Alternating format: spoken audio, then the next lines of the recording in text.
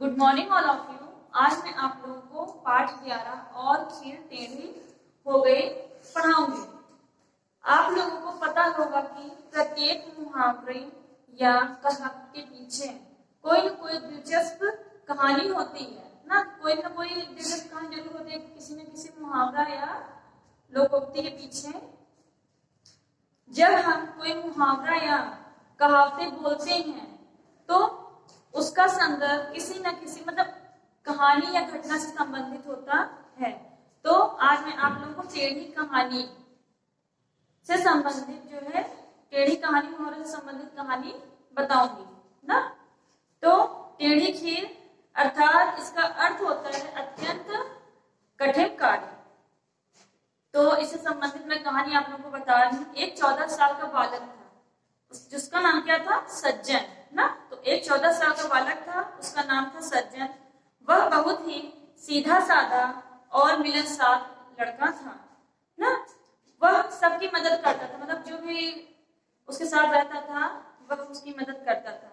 एक दिन वह पाठशाला जा रहा था कि सड़क पर उसे अपनी ही उम्र का एक लड़का नजर आया। वह सड़क पार करने की कोशिश कर रहा था लेकिन वह सड़क पार नहीं कर पा रहा था। तो सज्जन दौड़कर उसके पास गया और उसे सड़क पार करा दी। तो क्या हुआ, दोनों में मित्रता हो गई। तो सज्जन ने उस लड़के का नाम पूछा तो उस लड़के ने अपना नाम दीनू बताया।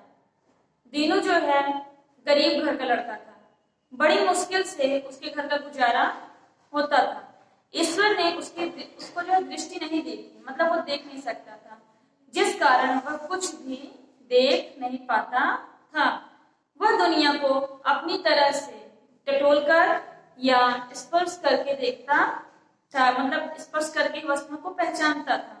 जैसा कि हर नेत्रहीन व्यक्ति जो नहीं देख पाता करता है, टटोलकर या स्पर्श करके ही वस्तुओं को पहचानता है।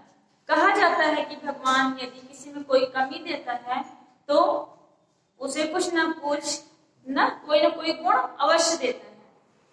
तो उसकी भरपाई कोई न कोई गुण से हो जाती है। दीनों के अंदर भी भगवान ने एक बहुत ही अच्छा गुण दिया था। भगवान ने दीनों को बहुत ही सुरीला गला दिया था। वह बहुत ही अच्छा गाता था। सज्जन और दीनों की दोस्ती गहरी होती है।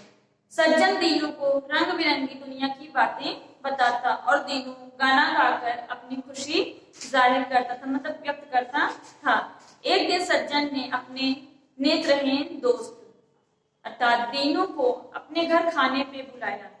जैसा कि उसका दोस्त पहली बार आ रहा था उसके घर, तो इसलिए सज्जन ने अपनी मम्मी से कहा कि आप जो हमारे मित्र आज मेरे घर आएगा तो आप उसके लिए अच्छा अच्छा भोजन बनाना।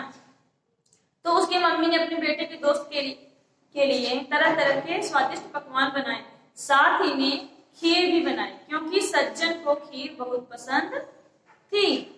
वह अपने मित्र की आवाभगत में कोई कमी नहीं रखना चाहता था कि मेरा मित्र आया उसके स्वागत में कोई कमी रहे। दोनों साथ जब मित्र आया तो दोनों साथ बैठकर खाना खाने लगे। उसकी मम्मी खूब मन से उन्हें स्वादिष्ट पकवान परोस रही थी। अब वो दोनों मिलकर खुशी खुशी आनंद के साथ खा रहे थे। दीनू पहली बार इतना स्वादिष्ट खाना खा रहा था। कई ऐसे व्यंजन थे जिसका स्वाद तो वह पहली बार चख रहा था। इसमें खीर भी शामिल थी जो कि उसने पहले कभी नहीं खाई थी। उसको खीर बहुत अच्छी लगी। सज्जन खुश हुआ। उसने उत्साह से बताया कि यह खीर है, पूछा कि क्या है, उसने बताया खीर। उसने पूछा यह खीर कैसी दिखती है? तो सज्जन ने बताया बिल्कुल दूध की तरह सफेद। खीर जो एकदम दूध की तरह सफेद होती है। तो जिसने अपने जीवन में कभी रोशनी नहीं देखी है कि ना सफेद रंग पहचानता है ना काला रंग पहचानता है, कि सफेद क्या है और काला क्या है। इसलिए उसने पूछा सफेद कैसा होता है। तो सज्जन दुविधा में फंस गया कि अब मैं इसको कैसे समझाऊं कि सफेद रंग कैसा होता है। तो वह तरह तरह से समझाने की कोशिश करने लगा लेकिन बात नहीं बनी। तो आखिर में उसने अपने मित्र को बताया कि सफेद बिल्कुल बगुले के समान होता है। तो दीनू ने पूछा कि तो फिर बगुला कैसा होता है? यह तो एक और मुसीबत थी। अब बगुला कैसा होता है उसको कैसे बताया जाए? तो वह सोचने लगा। कुछ देर बाद जब वह सोचा तो उसके बाद सोचने के बाद उसने एक तरकीब सोची ना, तो उसने अपना हाथ आगे किया और उंगलियों को चोंच के समान जैसा बना लिया ना, फिर अपनी कोहनी मोड़कर कहा, लो छूकर देख लो कि बगुला कैसा होता है।